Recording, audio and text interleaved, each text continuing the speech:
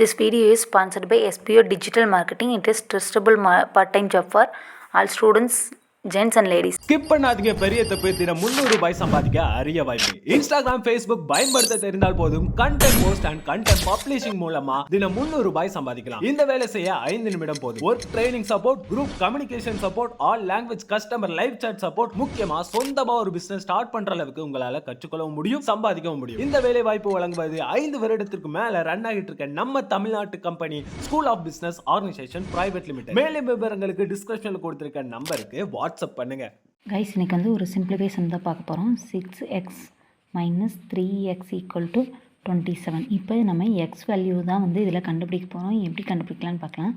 6x minus 3x equal to இப்போ 27 எப்படி எழுதலான்னா 9th டேபிளில் சொன்னிங்கன்னா 3 9s are 27 3 9s are 27. இப்போ 6x minus 3x equal to இப்போ 3யை நம்ம எப்படி எழுதலாம்? 6 மைனஸ் 3னா ஆன்சர் நம்மளுக்கு 3 வந்துடும். இன்ட்டு 6 + 3 அப்படின்னா 9 வந்துடுமா?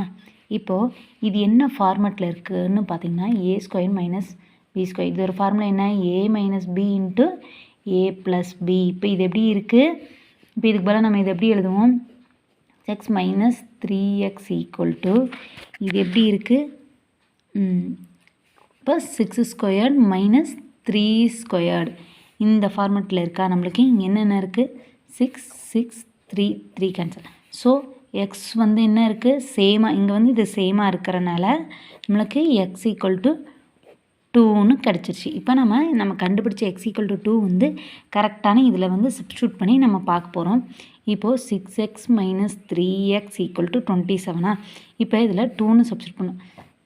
6² மைனஸ் 3² ஈக்குவல் டு 27. இப்போ 6²னா 6 6 are 36 minus 3 3s are 9 equal to 27. இப்போ மைனஸ் பண்ணி பார்த்தீங்கன்னா 27 ஈக்குவல் டு 27. ஓகேங்களா? இப்போ இப்படி தான் வந்து ஒவ்வொரு சம்லையும் வந்து நம்ம செக் பண்ணி பார்க்கணும். நம்ம இப்போ போகிற சம் எல்லாமே வந்து அல்ஜீப்ரா சம் தான். மெயின் இதெல்லாம் வந்து ரொம்ப இம்பார்ட்டண்ட்டான ஃபார்முலா. கைஸ், இதே மாதிரி எந்த வேல்யூவாக இருந்தாலும் சரி நம்ம யோசிச்சு பார்க்கணும்.